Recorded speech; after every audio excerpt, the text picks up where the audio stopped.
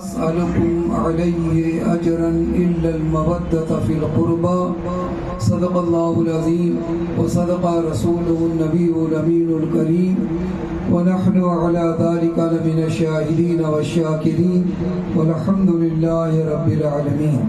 درود شریف کا نذران عقیدت پیش فرمائیں.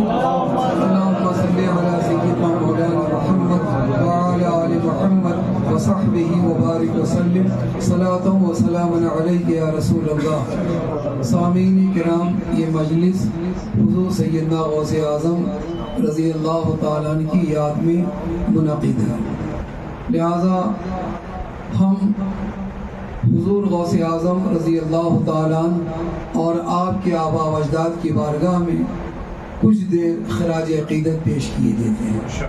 میرے بزرگوں، دوستوں، اللہ رب العالمین نے قرآن مجید میں ارشاد فرمایا قُلْ لَا أَسْأَلُكُمْ عَلَيْهِ أَجْرًا إِلَّا الْمَوَدَّةَ فِي الْقُرْبَى.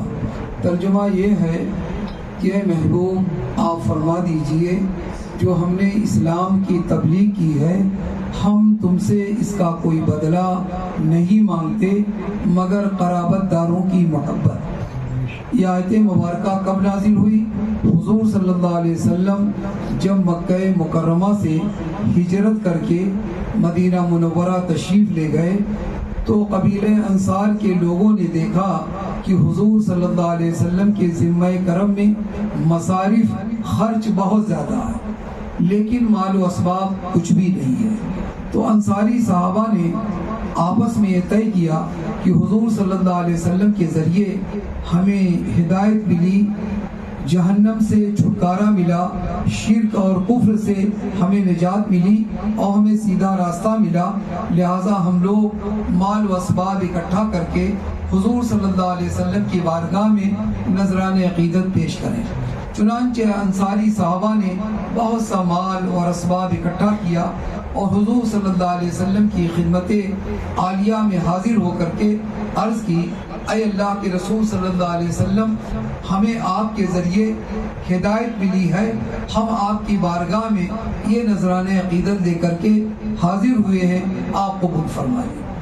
صحابہ نے ابھی پیشی کیا تھا کہ فوراً جبریل امین علی نبینا علیہ الصلوۃ والتسلیم بارگاہ رسالت میں حاضر ہوتے ہیں، عرض کرتے ہیں یا رسول اللہ صلی اللہ علیہ وسلم، اللہ سبحانہ تعالی آپ پر سلام بھیجتا ہے اور فرماتا ہے یہ میرے محبوب آپ اپنے صحابہ سے فرما دیجئے قُلْ لَا أَسْأَلُكُمْ عَلَيْهِ أَجْرًا إِلَّا الْمَوَدَّةَ فِي الْقُرْبَى. اے محبوب آپ اپنے صحابہ سے فرما دیجئے جو ہم نے اسلام کی تبلیغ کی ہے ہم تم سے اس کا کوئی بدلہ نہیں مانگتے مگر اس کا بدلہ یہ ہے کہ تم ہمارے قرابت داروں سے محبت کرو. یہ حضور صلی اللہ علیہ وسلم کا ارشاد انصاری صحابہ سے تھا، لیکن یہ ارشاد ساری امت کو شامل ہے، یعنی سارے صحابہ اس میں شامل ہیں، تابعین شامل ہیں، ائمہ مجتہدین شامل ہیں، غوث قطب ابدال مجدد اخیار سب اس ارشاد میں شامل ہیں. سرکار نے ساری امت سے یہ فرمایا جو ہم نے اسلام کی تبلیغ کی ہے ہم تم سے اس کا کوئی بدلہ نہیں مانگتے مگر اس کا بدلہ یہ ہے کہ تم ہمارے قرابت داروں سے محبت کرو. صحابہ نے پوچھا یا رسول اللہ صلی اللہ علیہ وسلم، وہ آپ کے کون قرابت دار ہیں کہ جن کے لیے ہماری محبت یہ واجب ہے؟ حضور صلی اللہ علیہ وسلم نے صحابہ سے فرمایا علی، فاطمہ اور ان کی اولاد. علی، فاطمہ اور ان کی اولاد. معلوم یہ ہوا کہ اگر انسان ساری نیکیاں کر ڈالے لیکن حضور صلی اللہ علیہ وسلم کی زبان اطہر سے جو اللہ سبحانہ تعالیٰ نے کہلوایا کہ محبوب آپ فرما دیجئے جو ہم نے اسلام کی تبلیغ کی ہے ہم اس کا کوئی بدلہ نہیں مانگتے مگر اس کا بدلہ یہ ہے کہ تم علی، فاطمہ اور ان کی اولاد سے محبت کرو. تو سوال اٹھتا ہے ان کی اولاد حضرت امام حسن، امام حسین اور حضرت محسن، کیا یہی تین حضرات؟ نہیں، بلکہ مفسرین فرماتے ہیں قیامت تک کی ساری اولاد فاطمہ اس میں شامل ہے.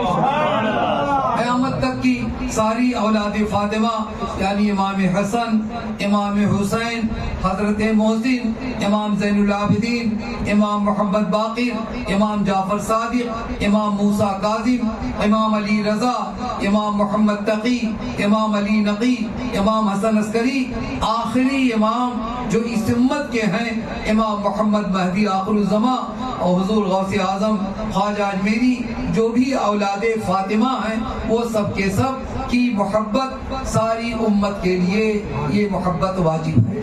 اب اگر انسان ساری نیکیاں کرے لیکن حضور صلی اللہ علیہ وسلم کی زبان اطہار سے جو کہلوایا گیا، یہ محبوب آپ فرما دیجئے کہ لوگ آپ کے قرابت داروں سے محبت کریں۔ اگر لوگ قرابت داروں سے محبت نہ کریں گے تو ساری نیکیاں کہتے ہیں پائے تکمیل تک نہ پہنچ سکیں گی۔ میرے بزرگوں دوستو، حضور صلی اللہ علیہ وسلم کے ارشاد سارے صحابہ کے لیے ہے، اور حضور صلی اللہ علیہ وسلم مقام جوفہ میں تھے، آپ نے کھڑے ہو کر کے خطبہ دیا، اللہ کی حمد و ثنا بیان کی، اور سرکار نے صحابہ سے فرمایا، اس میں حضرت ابوبکر صدیق، حضرت عمر، حضرت عثمان اور دیگر صحابہ بھی موجود تھے۔ سرکار نے فرمایا، انا تارکن فیکم الثقلین اولہما کتاب اللہ فیہ الہدی والنور واہل بیتی اذکرکم اللہ فی اہل بیتی اذکرکم اللہ فی اہل بیتی۔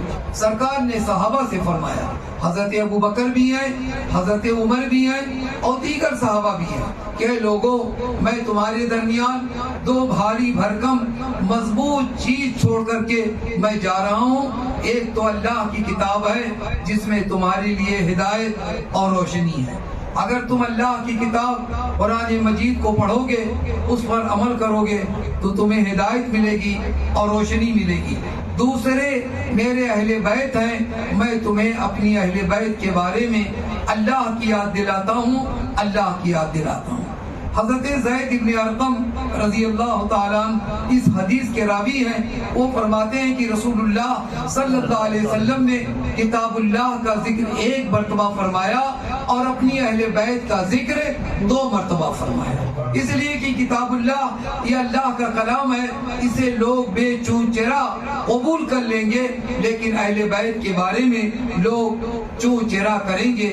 چنانچہ جیسا کہ کربلا میں واقعہ پیش آیا کہ حضرت امام حسین علیہ جدہ علیہ السلام کے ساتھ کیسا لوگوں نے کلمہ گو نے کیسا معاملہ پیش کیا، یعنی بعض یزیدیوں نے بھی کہا، اے حسین آپ کا تعلق محمد رسول اللہ صلی اللہ علیہ وسلم سے نعوذ باللہ من ذالک کیا ہے، لوگوں نے یہ بھی کہا، ٹھیک ہے نا۔ یہاں تک کہ عشرہ مبشرہ سعد ابن ابی وقاص رضی اللہ تعالیٰ عنہ جو عشرہ مبشرہ میں ہیں، جن کا جنتی ہونا یقینی ہے، یوں تو سارے صحابی جنتی ہیں۔ سرکار نے فرمایا، اصحابی کالنجوم لأیہم اقتدیتم اہتدیتم، میرے سارے صحابہ مثل ستارے کے ہیں، ان میں سے تم جس کی بھی اقتدا کرو گے ہدایت پا جاؤ۔ جو بھی صحابی ہے وہ واجب التعظیم ہے، قابل احترام ہے۔ اگر کسی بھی صحابی کی ادنا توہین آدمی کرے گا، نہ اس کا فرض قبول ہوگا نہ اس کی نفلی عبادت قبول ہوگی۔ بہرحال تو میرے بزرگوں دوستو، حضور صلی اللہ علیہ وسلم نے مقام جوفہ میں یہ خطبہ دیا۔ یہی وجہ ہے کہ حضرت امیر المومنین یار غار نبی سیدنا ابوبکر صدیق رضی اللہ تعالیٰ ساری روئے زمین میں انبیاء کرام کے بعد سب سے افضل اور اعلیٰ، سرکار نے ان کے بارے میں فرمایا کہ حب ابی بکر و شکرہ واجب علی کل امتی، میری ساری امت پر ابو بکر سے محبت کرنا اور ان کا شکر ادا کرنا واجب ہے۔ یہ حضرت ابو بکر کی شان ہے۔ اس کے باوجود حضرت ابو بکر صدیق رضی اللہ تعالیٰ عنہ حسنین کریمین علی فاطمہ اور ان کے اولاد سے کتنی محبت فرماتے تھے۔ لوگ بعض نام نہاد مسلمان، بلکہ یہ کہا جائے کہ وہ رافضی ہیں، کہ حضرت ابو بکر صدیق رضی اللہ تعالیٰ عنہ کی شان میں نازیبہ کلمات کہتے ہیں، دان و تشریح کرتے ہیں، کہتے ہیں کہ انہوں نے باغ فدق میں خاتون جنت کا حصہ نہیں دیا۔ وہ ان کو علم نہیں ہے کہ نبی کا جو ترکہ ہوتا ہے وہ سب کے سب صدقہ ہوتا ہے، یہ لوگوں کو معلوم نہیں۔ بہرحال حضرت امیر المومنین کی افضلیت کتنی ہے، خلیفہ اول ہے۔ سرکار نے فرمایا جو کچھ میرے سینے میں تھا میں نے ابو بکر کے سینے میں اڈیل دیا۔ سرکار نے فرمایا میں نے ہر ایک کے احسانات کا بدلہ دے دیا بجز ابو بکر کے احسانات کے بدلے احسان کے قیامت کے دن اللہ تعالیٰ ابو بکر کے احسان کا بدلہ عطا فرمائے۔ یہ حضرت ابو بکر کی شان ہے۔ اس کے باوجود حضرت ابو بکر صدیق رضی اللہ تعالیٰ عنہ کیا فرماتے ہیں؟ اللہ کا حکم ہے، اس کے حبیب صلی اللہ علیہ وسلم کا حکم ہے کہ لوگوں صلہ رحمی کرو، صلہ رحمی کرنے سے رزق میں کشادگی ہوگی، صلہ رحمی کرنے سے عمر میں برکت ہوگی۔ لیکن حضرت ابوبکر صدیق یہ فرماتے ہیں صلۃ قرابت رسول اللہ صلی اللہ علیہ وسلم احب الی من صلۃ قرابتی، میرے نزدیک حضور صلی اللہ علیہ وسلم کے رشتہ داروں کے ساتھ بھلائی کرنا مجھے یہ زیادہ پسند ہے بنسبت اپنے رشتہ داروں کے ساتھ بھلائی کرنے کی۔ یہ حضرت ابوبکر فرما رہے ہیں۔ اور یہی تک نہیں، حضرت عمر ابن خطاب رضی اللہ تعالی جن کے بارے میں سرکار نے فرمایا اگر میرے بعد کوئی نبی ہوتا تو عمر نبی ہوتے۔ سرکار نے فرمایا جتنے آسمان میں ستارے ہیں اتنی نیکیاں میرے عمر کے پاس ہیں۔ وہ حضرت عمر ابن خطاب رضی اللہ تعالیٰ عنہ نے جب حضرت حسین ان کے پاس تشریف لائے فرمایا اے حسین، اللہ نے جو عمر کے سر پہ بال اگائے ہیں یہ آپ کی برکت ہے۔ حضرت عمر نے یہ حضرت امام حسین سے ارشاد فرمایا۔ بہرحال میرے بزرگوں دوستوں، حضور غوث اعظم رضی اللہ تعالیٰ انہیں اہل بیت اطہار میں سے، ان کی بھی محبت ہمارے لیے واجب ہے۔ اور غوث اعظم تو سید الاولیاء ہیں، غوث الاولیاء ہیں، لیکن سوال یہ اٹھتا ہے کہ امت کا کوئی شخص یہ سوچ سکتا ہے کہ حضور نے کلمہ کی تلقین کی، ہمیں شرک اور کفر سے نجات دیا، لیکن سرکار نے اپنی اولاد کا غلام بنا دیا۔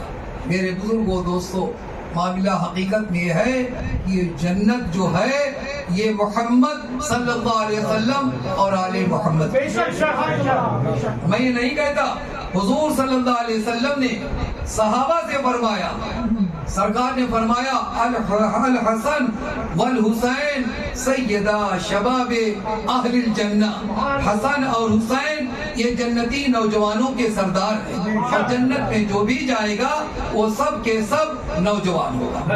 لیکن اس میں حضرت ابوبکر، حضرت عمر اور امہات المومنین عشرہ مبشرہ یہ سب حضرات اس سے مستثنیٰ ہیں۔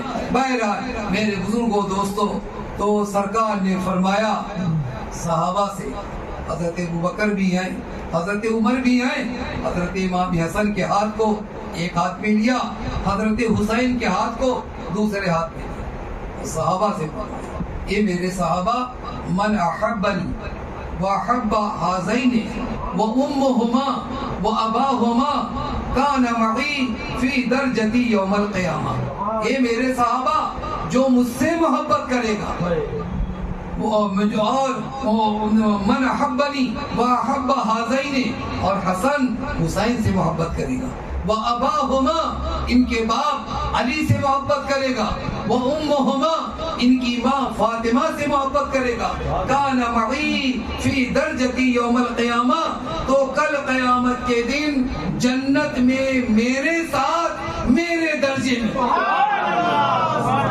نعرے تکبیر، نعرے رسالت، میدان مخدوم جاری رہے گا۔ یہی وجہ ہے کہ میرے بزرگوں دوستوں، صحابہ کرام بھی حضرت علی سے، حضرت فاطمہ سے، حضرت حسن سے، حضرت حسین سے محبت کرتے تھے، بلکہ حضرت ابوبکر صدیق رضی اللہ تعالیٰ عنہ کا تو عالم یہ تھا جب بھی مولا علی کو دیکھتے ٹکٹکی باندھ کر دیکھ لیتے، ٹکٹکی باندھ کر۔ تو ام المومنین حضرت عائشہ نے عرض کیا یہ بابا آپ علی کو اتنا کیوں دیکھتے ہیں اتنی محبت بری نگاہ سے؟ سرکار نے حضرت ابوبکر صدیق نے فرمایا اے حضرت عائشہ سے فرمایا اے عائشہ میں نے رسول اللہ صلی اللہ علیہ وسلم کو فرماتے ہوئے سنا ہے علی کے چہرے کا دیکھنا عبادت ہے۔ تو میرے بزرگوں دوستوں یہ غوث اعظم خواجہ اجمیری، محبوب الہی، خواجہ بہاؤالدین نقشبند، حضرت مخدوم اشرف سمنانی، یہ سب کے سب اہل بیت اطہار، اہل بیت اطہار ہے۔ ہم یہاں غوث اعظم کی محبت میں بیٹھے ہوئے ہیں، ایسا نہیں کہ ہمیں کوئی فائدہ نہیں۔